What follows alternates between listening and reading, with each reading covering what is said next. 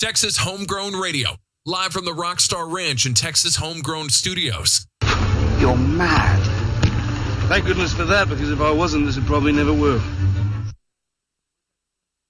Hey, coming up on this week's Red Dirt Pride with JB Cloud, Big Cobble Fest, and Boots on the Beach have kicked off. It's Father's Day weekend. Randy and Wade have a Volume 4 coming out. The Cotton Fest mascot needs a name. Flatland Cavalry's reflecting back on their past 10 years, and Josh Abbott is still wearing the DQ cap. Find out all about that, plus more Texas music news and more on this weekend show. Join us Saturday nights at 7 right here on Texas Homegrown Radio. Hey y'all, this is Cody Braun with Reckless Kelly, coming to you live from Cabo, Mexico. You're listening to The Morning Ride with Jody Lee.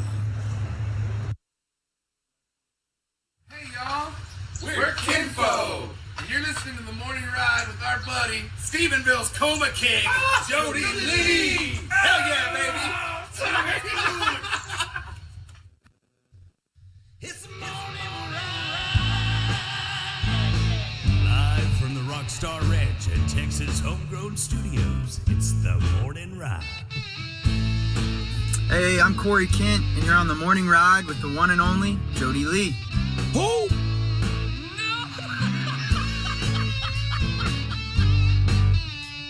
Hey everybody, I'm Terry McBride here on the Morning Ride.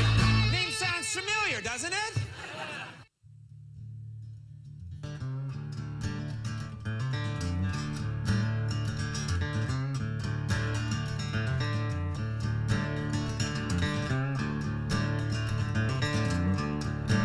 Jeb moves his chair on purpose. Well, I think I actually moved his chair. I think I started to sit there.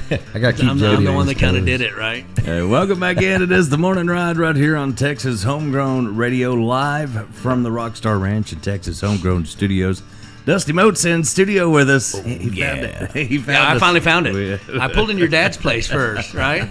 He loves that. Well, I'm sure he's thinking, who the hell is this guy? He goes. He told me the other day. He goes, nobody ever comes and visits me anymore. I'm like, oh, just wait. Well, we figured that every out morning. this morning. I'll send the artist by to say hi first. Well, on the GPS, it shows his house. I know, I love it. It shows his back house. when we used to have parties here. He loved that. Oh, I'm sure. Yeah, strangers showing up at his door. He was like, it's a good way for somebody to get shot. Yeah, don't know anything about that. Right? It's funny, the pin drops right in the pasture behind his house, and so I wonder if anybody's ever gone all the way down there. Like, is there a secret entrance? It does it on Waze, and it did on Google Maps. And I was laughing. And then, of course, his name and your name, his name's at the top, and I'm thinking, I'm in the right place. My address does not exist. Yeah, that's Yeah, when I go off the grid, we get rid of the grid. You know what I mean? But there's truth to that statement, right? Oh yeah. We do have a moat outside though. Jeb dug a moat to go around the barn when we started getting all this. Bro. We got torrential rains, so we named it Dusty. Because most of the time it's dry until it rains. So is that what you're trying to say? So when because Jeb tells everybody, "Hey, I dug a moat," and they're like, "Well, there's no water in it." And we're like, "Yeah, it's Dusty Moats." So do y'all really do that? Yes, we named it after you. See, that's incredible. I named everything. I'm gonna have to get a picture of it. All the taxidermy in Hog here is Williams named Jr. in there. Yeah, Hog Williams Jr. I've got all the legends get a Kit name Rock. here. Kit Rock. That's the Bobcat is Kit Rock. Bull Johnson. Yeah, the elk is the elk. Yeah. Well, dude, I gotta say, this is a really, really cool, eccentric, interesting place. It's like walking into a man cave. Like it is a man cave. I mean, well, it's a musical man cave. It's a musical man cave. I like it. Yeah, yeah, man. A musical man cave. The studio, guys, is incredible. I got to, before we got on the air, got to talk about all the cool work y'all are doing with that. This was my grandfather's first dairy barn. Yeah, and built it with his bare hands. And the cool thing, it's an old slant barn. But the cool thing is, like, even my mom remembers being a kid, and the only time he would sing is if he was milking cows or in church. But he had a beautiful voice, but he wouldn't sing in front of people unless it was church or milking cows. But everybody would hide outside and listen to him sing while he's milking the cows. Oh, really? So he thinks he's all by himself. Music's built into these walls, you know. Yeah. Well, it's interesting, and I say this affectionately. Spiritually, there's spirits in there. Oh, and good spirits. Good spirits, because the musical spirits. Well, stuff happens at night. Jeb and I have written so many songs in here. Like we'd start writing a song at the house or something, and it wasn't really working. we'd come out here and it'd just flow out of you. There's just something about the environment, you know. Our single we put out, That's we wrote in 5 minutes out here. Yeah. Really? 2 Outlaw for Austin. Yeah, we were sitting right there. And then we made a joke. It was like, yeah, we're 2 Outlaw for Austin. Yeah, and then we're like, wait a minute. 2 Texas for Tennessee. Yeah, it kind of worked. Yeah, it just kind of happened that way. That's a cool song, too. We wrote a lot of songs out here. So hopefully we hope that spirit will, fall into other folks, too. And this place is going to eventually, I think, be a place where guys can come write songs as they're recording. Yep. Right? Yeah, I've heard it so many times interviewing people, and they're like, well, we're recording this album, and then I wrote this song the last day of recording, and we slipped it onto the album. And we then did that with the Back 40 band, too. Yeah, and the Diggins guy we had, almost done. He came in, and he was like, well, I got this song half written. I wrote half of it with my dad, and then we finished the rest of it, and recorded it in 2 hours. Yesterday we had Cameron James Smith in here, and he said the same thing. He goes, I was recording, and then I wrote this song the last day. Yeah, and it happens a lot. Like I think because you get in there, you're recording songs you've been doing a while, but you also start getting that it starts flowing, and you're like getting that writer's mode and that songwriter's deal, and you know how kind of it the is. creative space, right? You know how it is. It comes when you least want it to, or at least it comes expect when you don't it. want it to. 3 o'clock in the morning, you wake up. I've had a couple of them that are written at 3 o'clock in the morning. Or driving down the road. Yeah, driving's a big one for me. Well, thank God for technology. When you're driving, you can actually go just spew it into your voice recorder. We don't have to use napkins anymore. Yeah, no kidding. There is a ghost here, though. I mean, there has been forever. Yeah. But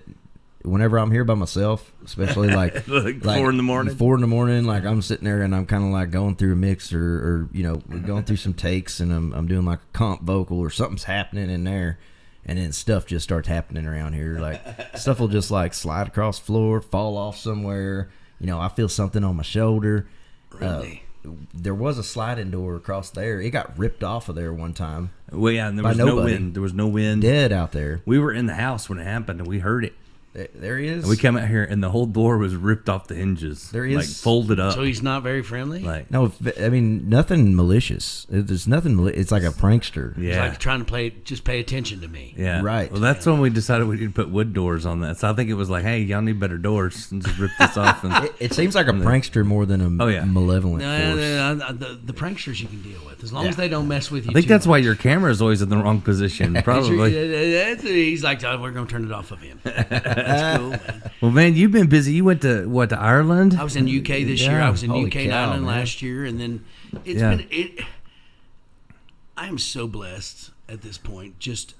And sure, there's a lot of work that goes into it, but man, you do get lucky when you work. Yeah, you know what I mean. And so you gotta create your own. And dude, think about this. All of us have known each other for a long time, and those relationships have been key and instrumental and valuable. To all the things that we're doing, that I'm doing, that you're doing. Right. Think about, y'all are talking about this room, and I know there's a lot more people involved in making this happen for you than just y'all, right? Right. And so when I talk about it, it is a blessing to be busy. And sure, I'm the one doing some work, but man, it takes a lot of people to allow you to function in that capacity. Yeah, for sure. So we have been busy, and man, Jesse Jennings and I were in the UK this year for a festival for a week. And then I came back and I was in Vegas for a little while. I'm working on some stuff for the NFR. Yeah.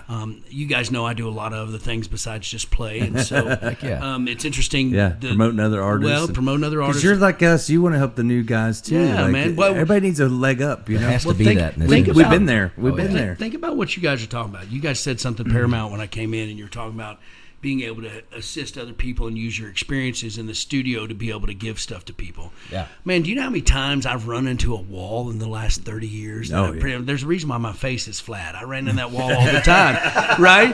And at the end of the day, if people want to listen, we have so much knowledge and experience to share. We may not be able to tell you what to do, but we can tell you what the hell not to do. That's for sure. Right? And so, at the end of the day, there's a lot to share. And then over the last 3 or 4 years being involved in kind of my own career and learning all the stuff and knowing, dude, I'm 51 years old, bro. That's real talk. Yeah. What am I going to be doing for the next 10 years? Yeah. And so I turned 50 this year. So y'all know exactly what I'm talking about. Yeah. So we want to impart whatever we can to youngsters, and for me in particular, I think the beauty of what I've learned in my life is it's in your network. It's in your network. We should start a band called the Late Bloomers. The Late. Well, there's nothing wrong with that, right? The late bloomers. Is that what we are? Yeah. That's what I am. Yeah. When did I start doing this? When did I start doing this, like, officially? Like Josh 4 Abbott years would ago? love it because he thinks bluebonnets bloom in the summertime. Yeah. Dude, that is so funny you just said it. Yeah, you know what's really interesting though about being an artist. You know, I mean, Yeah, it's funny you just said that. You don't know how many times I've heard somebody say that and just not say it too loud. You're the first person that's actually said it in this public I was forum, doing an interview, and I'm with- tickled. I was interviewing Josh when that song came out, and I go, you know, bluebonnets bloom in the spring, right? And he goes, he looked at me like, what? Huh? Like he'd never heard that in his life. And he was like, well, it's in the song. It's like April, right? Like March and April is when it's they in came the out. spring, yeah. They're And he dead says by in the summer. They're dead by the summer. He says bluebonnets in the summer, and I'm like, you know, they bloom in the spring, right? But does summer work? She's bluebonnets in the spring. It doesn't rhyme. It doesn't work. Yeah. Summer's just kind of flow, right? I mean, he still got a #1 song out of it, so. Yeah. But I've always given him a hard time about that. As you should.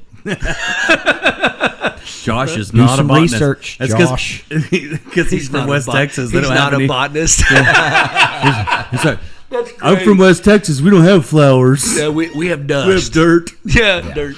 That's why he doesn't know. Dirt. That's why he doesn't know. Yeah. Man, I'm relying on my cousin to tell me. He said it was there in June. We don't have anything green. Except money. Cousin's a liar. Only green we have in West Texas is money. Yeah. You know, I think you know, I think of artists though that have been in this for a long time, like a walking tree. You know, like for me, I've replanted myself several times since I started. I like that. I started when I was like 7 learning. You know, by the time I was 14, I was playing shows, and I've been in it since then. He was a drummer on 6th Street when he was a minor. Well, how old were you? 14. 14. Like he was And so like I've gone through and I've replanted myself in several locations in the music industry since I started. You know, I mean, started out as a session drummer.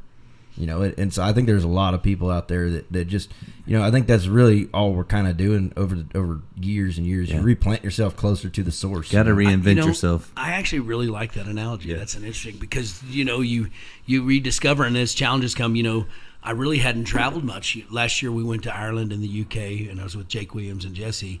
And you replant yourself, and kind of an association with that is my mom had gotten sick, and so I didn't travel much for a year until we started back this spring. Yeah, and man, I'm a mover shaker, and I'm going to tell you, and I get bored, and I think y'all are a lot like this. I can tell you're dead time. Well, what are you going to do? Well, then some of this other stuff, you know, like the event planning and the festival planning and all that stuff kind of came to fruition because I was trying to find time to invest my energy. And I recorded an album, and I have like 30 pieces of content coming out over the next year. And it was all done because I'm not traveling. Yeah. I'm bored. and you know, like, idle hands, what's that? Yeah, dude. Yeah. Y'all are the same way. Well, I remember when you kind of had your little downtime. It drives you nuts. Oh, God. It drives you nuts, bro. And so stuck in ICU was the worst. Bro, and you're just like, well, what do I do?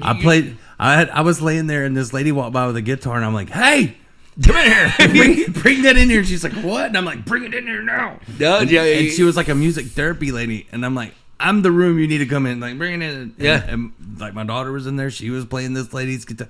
The lady could tell was really like ready to go. Yeah. And we wouldn't let her have her guitar back. We're just. Well, we need to get you one of those little, just in case you got to take. You need one of those little Martin Travelers that go with you. I do. You know, we're going to start a GoFundMe, and we're going to take it. We'll get Jody Lee a traveling hospital guitar. Yeah, a what? I need a hospital guitar. Yeah, it's a hospital guitar. Yeah. I'm glad you can laugh. Have you seen those ones that fold up? Yes. What is that? They fold up like this small. The whole guitar, the neck folds over. It can't work. But you know, I'm going to tell you something. It works. Man, I think you're probably right, but man, think of how we talk about technology getting smaller and smaller and smaller. Some of the best stuff comes in these little packages. Yeah, but not for recording, maybe, but like for campfire. I mean, you can tune it back up. And I watched this video. This dude, he shows and he's like, watch this. He's like, oh, it won't stay in tune. Okay, and he folds it and does it and plays it. No, and it's in tune. No. And he folds it. No, and he puts it back and it's in tune. No. So I mean, I bet you the B was out. The B's out on the. I think it's the G. It's always the B. The G string's always misplaced. I always break the G string. And I'm not making any reference at all. I know. I feel like the guy that named those like was on purpose. It got to the G's like, Yeah, I got all these yeah, I'm guys. calling this one the G string. and that'll be the one that breaks all the time. But we like it when it breaks. Makes a good. That G string. It's always funny. Oh, it's always a broke funny the joke. G-string again. And actually, that is the G string is predominantly the one that breaks on my Taylor all the time. Oh yeah. I think, but It's funny. It goes right down the middle of the neck too. Yeah. Well, Jeb breaks his G strings and steals them all out of my. And so you go to get a pack and it's gone. Every package of strings I have is missing a G string. Yeah. Oh my God, That, that's that sounds like that's a dude. And this is going to be really horrible. That sounds like that's a nut issue. Like legitimately. I'm sorry, but the phrase fits. Oh my God! Like man, Randy so many entendres here. Randy Brown told me if the G string breaks, it's a nut issue. Sound like something Randy Brown would say. But funny. It's legit. It's true. That's true. Sorry guys, Just a We're great actually double entendre. We're talking about the nut on the guitar. Yeah. That sounds like a big stripper name. Double entendre. Double. Welcome to the stage. Okay, Double so, entendre. dude, I'm gonna really digress, and I can talk about this. So, one of my best friends is Chris Beard, the old basketball coach from Texas Tech in Texas. But when we were in high school, man, and it's funny I'm bringing this up because we talked about this a week ago.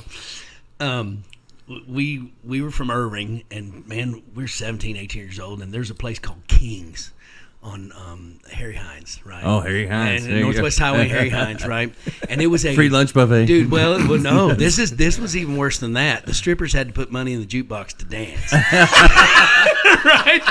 And so you just imagine what that looked like. Yeah, they don't even have a DJ. They walk up and they're standing in line to put money in the jukebox. You know, now that you see them, now they'll put something in there. They put their phone in the string, right? Can I get a quarter for the jukebox? Yeah. And man, there was this one girl that could literally take, and we still talk about this today when we get together. She would literally somebody would put money on the stage, and she would literally do the splits, pick the dollar up, and it was both sides, the back and the front. What was her stripper name? Hoover? I don't know. We don't remember, but all we remember is, and then she'd lay back and she'd shoot that dollar up in the air. What? Yes, it was gaseous. It was literally Wow. It was literally a freak show. And then She was gaseous. Yeah, totally. Well, and it was both places. She could do it for both spots. So if she picked it up with the back, it would shoot up the air out of the back. If she picked it up with the front, it would shoot out the air in the front.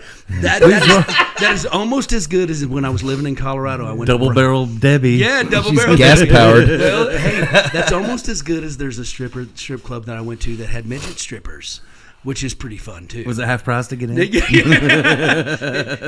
It was just a short time. You know, it just lasted a short time. But like that lady, and it's funny. I brought anything that for up. $50. Yeah. We don't take 50-cent pieces. Dude, could you imagine her shooting 50-cent pieces? Oh gosh. Oh, it landed in my beer. Dude, this is horrible. That's dangerous. I'm so sorry for the digression. I was actually Chinese talking throwing about stars. Oh my God! He just said Chinese throwing stars. Throw your silver dollars on the Isn't on the this what stage. happens every time we get together? We start to talk about something serious and it becomes ridiculous. 50-cent piece, I think not. Hey, why is there all them Chinese throwing 50 cent? stars. Why is there all them 50-cent pieces stuck in the wall over there? She's trying to hit the jukebox. Now she- They call her the Naked Ninja. Dude, it's like this every time we get together. Every time. It is. That's Red Barrel that night. How do you know she's a ninja? Because you never see her coming, ever.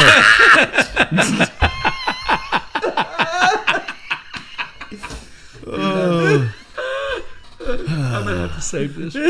I think I just grew an ab. Okay. Serious talk. Maybe. Oh man. She's a Christian lady, though, because she got nunchucks. I'm going to remember that. We're going to write a song, and that line's going to be, she's a Christian lady because she has nunchucks. That's going to be in the song. I'm going to come back to Dusty. That's a great thing. You gave me that line. Like, she's a ninja because you never see her coming. Oh my God. Giant ninja in Hollywood, all the stars started running. Thought they were Oh my gosh, that is hilarious. Oh gosh. Never know what's going to happen. No, I knew it was going to be a good show today. Well, we were talking about something serious for about 30 seconds, and then it digresses into shenanigans and debauchery. Right? We started getting retarded before you ever got here, but now it's going to a whole new level. Yeah. I love it. Good thing I quit drinking. Imagine where we'd be then. Yeah. Well, me too, right? I picked up where you left off, though. I gave up all my stuff. I quit the smoking, quit the drinking. Are you not? Yeah. Dude, no. that's awesome. I quit the smoking and the drinking. Yeah, I haven't had any. Honky tonk. All this year, pretty much. So. Yep. I'm doing Proud good. of you, man. Gave up That's all my addictions. You know, old dude did it in one day. He's just like, well, I don't smoke or drink anymore. He comes in here and he's like, by the way, I don't smoke or drink anymore. And I'm like, really? Cool. Yeah, so I've been sober for 3 years. Yeah, that's how I did it. I just decided. I had to. Yeah. Well, and when you reach it, we don't realize how powerful. On all seriousness, our mind is a serious thing. Think about what you got. You guys said, "Hey, I'm going to make a studio." Guess what you've just done? You made a studio. The mind and determination is a powerful thing. That's true. We decided to go quit drinking. I've been sober for over 3 years, and I played LJT with Randy Brown, and I celebrated my 3-year anniversary 45 minutes after I walked off stage. That's awesome. With him. And then what do you think ensued after that? The night watching everybody else drink, having a blast. Yeah. That's great. But when you figure out you don't need that to have a good time, it's different. It's funny. And I used to think I needed it to write songs too. Bro, so many people think that. Now I'm gonna be a little vulnerable and share something with you. I got so used to playing drinking, but a long time ago, and man, when and I'm a fun drunk. I'm not like somebody who wants to beat people up, and I don't cry, and I don't act like an idiot. Right. I just act like I have fun in an idiotic way. Right. But it's taken me a couple years to really get comfortable playing, not drinking. It's different. The last year, I've kind of dropped that weird security blanket finally that drinking was. Man, it used to be kind of odd and uncomfortable, and it's so different because I've realized that I'm just a person that doesn't drink. I'm not, you know what I mean? Yeah. I used to take it so serious, and now it's become so commonplace that I guess maybe that guard is down. We were at a festival this weekend playing in Sweetwater, and man, all the guys that I play with have been playing with me off and on for 20, 25 years. We all stick together, and they go, "Where'd that guy come from?" I said, "Well, I guess I realized that, because I hadn't done that in a long time. And I do realize that I'm old, too. I'm about 3 songs in, and Josh Rogers is playing drums. And I turn around and look at him and go, holy F, I'm old. My knees are hurting. My ass is hurting. He goes, slow down. I'm like, got to cripple my way back up there. But you realize that, like you said, you just kind of, the mind is a crazy thing when you determine. Have you gone through...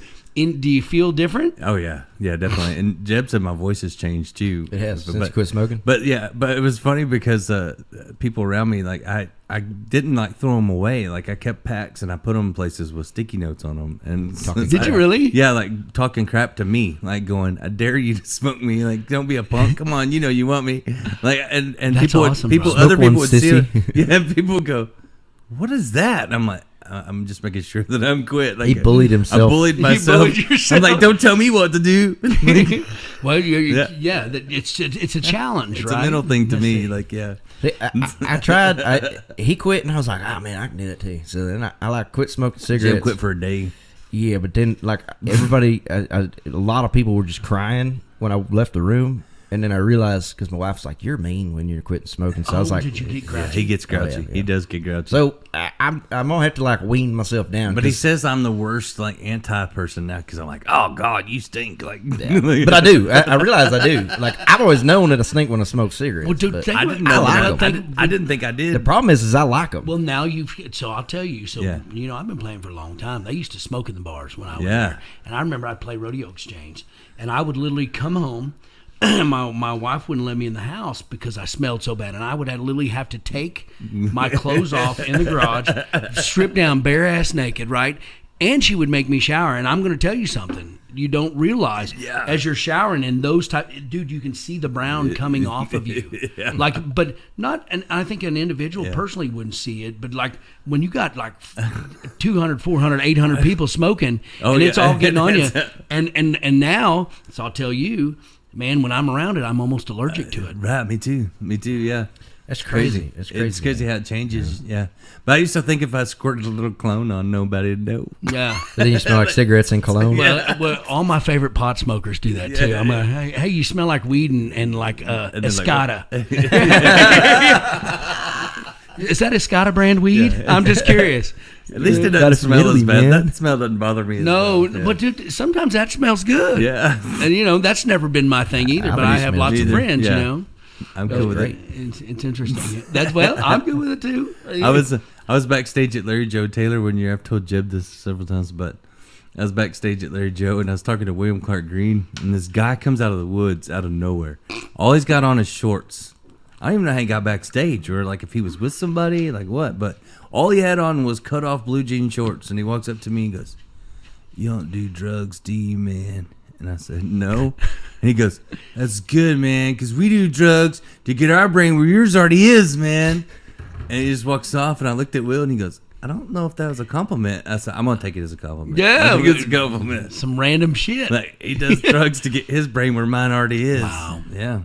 But if you think about it, like I don't think it was a compliment. But I was thinking about this the other day. I was thinking about this the other day. Like, oh, Jody. I'm not going to say what I was thinking.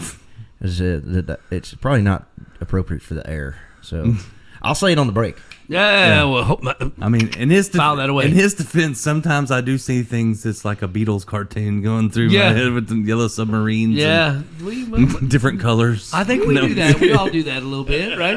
Yeah. My favorite thing is like you talk about where your brain's at. Have you ever been talking to somebody and you stay them and you got a cup of coffee and the one thing you want to do is just throw it right at them? Oh yeah. And you don't. We don't. But I visualize it. I've done that. You've thrown coffee at them? I visualize it. I visualize it. Only once. I wanted to hit a guy at AT&T yesterday, and I almost visualized it. Like, I really wanted to reach out and touch somebody. Like, can you hear me now? I come from a long line of anger problems. He kept going. Well, I can't honor your contract because there's a scratch in your phone. I can feel it with my finger. There's a scratch. Feel that? There's a scratch. I was like, there's no scratch. I'm going to scratch you. I you. can feel it with my finger. I was like, you scratched my phone? No, I'm like, it wasn't a scratch when I walked in here. You scratched my phone. There's a scratch on your phone. I'm like, whatever. Scratch. Phones. Don't even get me started. God, I got so mad.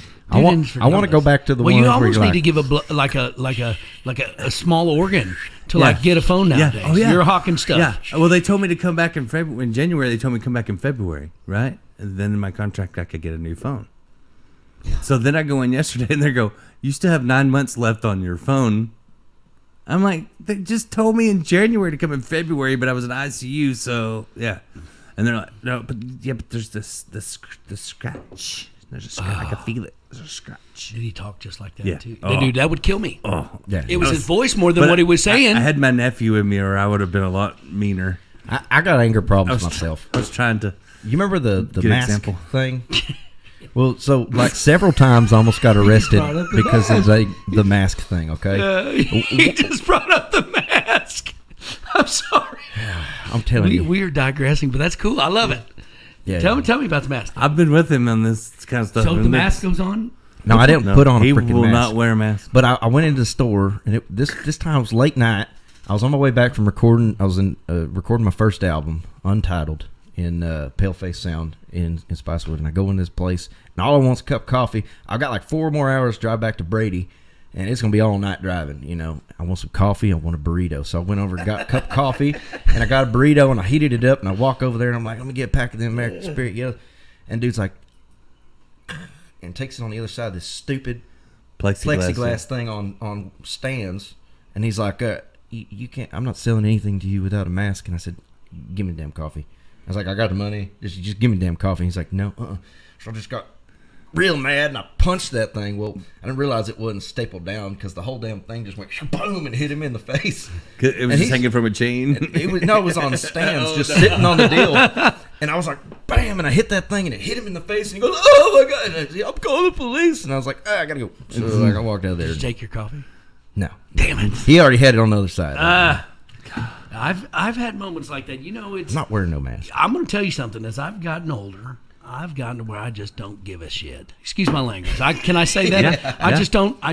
Man, I was telling somebody the other day, I'm just not going to let people affect me in that. But manner. we're at the age we can do that now. That you're not wrong. We've earned it. Well, I'm just telling, and I'm just like, It comes with the AA card or AAA card. You're going to be rude. That's cool. I'm just not even going to pay no mind. I'm just going to go somewhere else, or I'm not going to hang out with you, or I'm not going to spend time. Like, dude, I just don't need the BS. Right. You know, and so there's a freedom in not giving an S. Yeah. I'm just telling you, bro, and not because I've known y'all a long time. You're right. I used to be pretty high strung. I used to not know how to say no, but like the more you say it, the easier it gets. Heck yeah, bro, and you learn to balance, and you know, and then you say yes to the stuff you want to do, and then if somebody asks, you can say no, and then once you set that boundary, like you're talking about, it becomes more commonplace, right? And people are cool with it. Yeah. They are cool. You don't have to say yes to everybody. Yeah. And it's the same way with like the drinking thing, you know, like, and if people know you're going to say no, Bro, like, they quit asking you. So so we're going to have drinkers notes, non-drinkers Yeah. notes. So I've been doing this 3 years. Man, nothing makes people more uncomfortable than when you move differently. Right? Yeah. And I'm being It's really true. serious. It's And true. you're not doing it on purpose. Yeah. You just move differently. If you're in a bar, right? And man, we're in bars playing every stinking week, right? I'm 5-6 times a week. Man, my favorite thing in the world, and this happens all the time. Hey man, let me buy you a drink. Man, I don't drink. And about 2 uncomfortable minutes goes by, and it never fails. The guy that offered to buy me a drink, well, you know what? I only drink a couple beers during the week. It like, changes, bro. yeah. I didn't ask you. I'm not pressuring you. I'm not. You do you. Dude, that's Yeah. cool. And I don't say anything, but it's like every time. I had this girlfriend went back. I don't know. It started after my ex and I split up. I started dating this gal, and she was a heavy drinker, and I was totally down with it, dude. I don't care. Yeah, I don't care. You know, Do your thing. I'm at the place where I can be sober. You know, and thank God for non-alcoholic beers, or you'd make the whole damn world uncomfortable when you're sitting there. Yeah, they want you to hold You'll something. spend that $10 more for the non-alcoholic just so nobody looks at you crazy, Yeah. right? But she would look at me. She would get like obliterated. No, I wouldn't say nothing. You make me feel bad about myself, and I'm like, what? What am I doing? You know, and it's really you're not joining me. Yeah, that's what it is. And I'm like, dude, I was with that. Hey, Abel, we're going to talk about the single Fender Bender. Yeah. Abel and I went down to Domingo Live TV, and Abel's he's living the outlaw deal. He's doing good. I'm proud of him. He's having a good time. Excuse me, I almost dropped the bomb. But we go down, and he's partying while we're going down. We go to the television show. Then we get done drinking, and he's like, man, you can't sit here and just drink tea. And I'm like, well, I won't. Well, God, man, they've got so many different options now. Yeah. Dude, they've even got a non-alcoholic White Claw. What? They do. I thought they all were. They have a well, do you know, but so think about it from when you're not drinking, like we drink water a lot. So we'll drink because we get tired of water, we'll drink Topo Chico because it's carbonated. It is like a flavored Topo Chico. Yeah. So I'm like, man, I'll take one of those non-alcoholic White Claws. He goes, no, I'm not drinking. I said, you're begging me to drink, but I'm going to drink a non-alcoholic White Claw, and you're not going to sit here with me anymore? He's like, no, because it still says White Claw on it. It's not because it doesn't have alcohol. It's because it says White Claw. Jody, they make a salt and lime Dos Equis non-alcoholic. What? That is off the chain, way. bro. It reminds me of a Bud Light. I still can't have it because it's too much sodium. Is it because of sodium in it? Well, I can't do the beer. You know, it actually shrinks your vocal cords. The hops in the beer, it shrinks your vocal cords. Or sorry, first it inflames them, and then it makes them constrict. Yeah, they constrict after you start singing. Think like, how much the first better- song will be really good, and then like you got no highs, and you know all you got's low. And think how many artists have drank beer over the years. We could have had so much better music. No. Well, but the crazy part, I was never. It won't ruin it. It limits your range. Well, the crazy part about like what you were just talking about is I've never been a beer drinker, and I'm really not now. And you know, Texas Select is one of my sponsors. I got cases of that. Well, it's really good in a chicken's butt, like when you're smoking. Oh yeah, smoking a chicken. You still get that flavor. Yeah, we use it for that. And then, man, if I'm Yeah. with people, I'll carry some with me just in case I'm on the lake. I don't want people to feel uncomfortable. Sure. I'm gonna tell you, I was always a Rumplemans and a vodka and a tequila drinker, right? Yeah. And Tequila's- man, I do miss that. Yeah, I do miss old fashioned and a cigar on Sunday on Sunday Oh, morning yeah. after church. I miss that. Oh, yeah. But you know the funny part about that was if I was having an old fashioned and a cigar at Sunday morning, that means I had a really crazy night the night before. And it's like, okay, dude, I got to have some hair of the dog. Oh, yeah. You know, and that works too. That's been the best part of not drinking. Is I don't have to worry about that. Back when Bostox was here, there was a musician. I can't remember who it was. I thought it was genius, but we came up with the plan because he didn't drink. And so we came up with the plan that he only drank vodka on stage because you know how people are, like they don't want to tip you money. They would go spend $10 on a shot, but they don't want to give you money. So what we did was we worked it out with the bartender. So every time somebody would be like, I want to get the guy a shot that's up there, she would pour water in a cup and call it vodka, right? And so he was taking shots all night long, and she was taking that money and keeping it. Sure. She split it with the musician, so he got tips and That's she got genius, tips, bro. Right? So she was getting the cash and she was splitting it between the two. But this guy comes up to me, he's like, "Man, I bought you so many shots. I never seen anyone could drink like you. Like you never even changed when you were singing. Like you were just like taking them. Like this dude was just like he's so drunk, you know, and he's like." This guy was like on to him. He just drank like 20 shots and didn't faze him at all, you know. The funny thing is water. In Abilene, people said that to us and we were drinking. It's like, wait, that's not water. Well, they brought us like 15, 20 shots, and then we're like at the end of the night, we're talking to the bartenders like, how you doing, man? And they're like, that's not water. You've had like 20 shots tonight. Like, how are you still standing? Well, that was like, the mode that is we that were what in. we drank? Yeah. Did we drink that much? Yeah. I was like, it's expensive when you're too good at it. And I got Oh, it got man. the point. It was That's like how you know, like, I'm doing damage. Well, think about, so remember, the Blues Brothers thing was real, Yeah, right? yeah. Man, you made $800, but your tab was $1,947. And they go, take off out the door. True story. Well, we all did that. That's how they get you. So a funny story, y'all see I play at the Lake House all the time. Oh, yeah. And we did this event there, and I also do some booking for them. We did this event called Ladies of the Lake, and it was Jackie Darlene, Hannah Owens, Emily Kingston. Gosh, I forgot who the other one was, but there were 4 of them. And I'm like, man, you get an unlimited bar tab. Don't tell a bunch of girls they get an unlimited bar tab. Yeah, that's terrible idea. Because they start buying the highest end foo martinis and tequila. And Johnny from the Lake House goes, bro, you know, no more unlimited bar tabs. They drank $932 Oh my gosh. What? And it was a cool event. There were lots of people there, but he was like, bro, like they're ordering top shelf. They're not getting KD or nothing. No, they're getting top shelf everything. And it was, and they didn't get drunk, but they were buying such expensive liquor. Some of these champagne. bars though, some of these bars though, I've gone in and got the top shelf, and it's just Skull vodka poured into a top shelf bottle. I know it is. I'll taste it, and I'm like, you're not wrong. And because I'll get like, you know, not even top shelf. I get like Patron or Casamigos, you know, something like that, and I'll be like sipping on it. Yeah, that's not. Yeah, you know the difference. You know, but then you go to a place that's on the level, and then you take a sip of that, and you're like, oh, I've been drinking Skull this whole time, dude. Yeah. The funny part about that is you know, I used to watch. You know, I've been doing this so long. I've seen people marry bottles. I've exactly what you're talking about. I watched them. Yeah. And most of the time, it's the bartenders that are giving shit away. Now they'll bring the good bartenders will take care of their good customers. They'll take care of the good customers, and they'll give them Crown or whatever it is, and they'll have Crown to replace it. Right? They feel that they've marked the line where it's at. But the real jackass ones are the ones that are going to bring in like R&R. Oh yeah. Which Rich and Rare ain't bad. It ain't bad. Yes, it is. But when I've seen it. when you put it in a Crown bottle, it's horrible. Oh no, it's bad. You know, because there is a difference.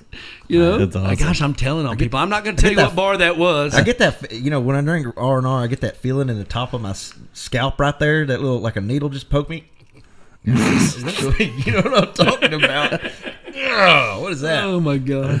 This conversation. Holy It's probably time. We'll take a little break and then we'll come back and we'll talk more about actually music. Yeah, we do this every time we get together, which is okay. I knew it was going to happen. None of us have seen each other in a while, so it's good. That's true. I knew it was going to happen. It's all right, though. We'll take a little break. We'll come back. We'll do more on the other side. It's the Morning Ride right here on Texas Homegrown Radio, live from the Rockstar Ranch and Texas Homegrown Studios. We got coffee. Well,